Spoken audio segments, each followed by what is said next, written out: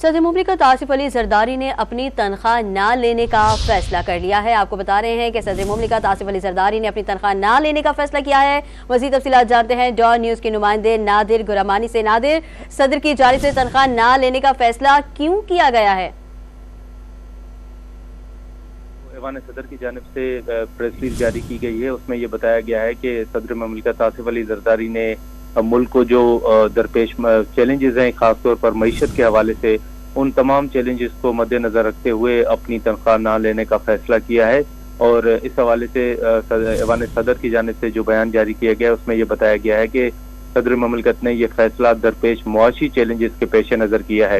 اسی کے ساتھ ساتھ یہ بھی کہا گیا ہے کہ آصف علی زرداری کے فیصلے کا مقصد ملک میں دانش مندانہ مالیاتی انتظام کی حوصلہ افزائی کرنا ہے، اور صدر مملکت نے قومی خزانے پر بوجھ نہ ڈالنے کا فیصلہ کیا اور تنخواہ نہ لینے کو ترجیح دی ہے۔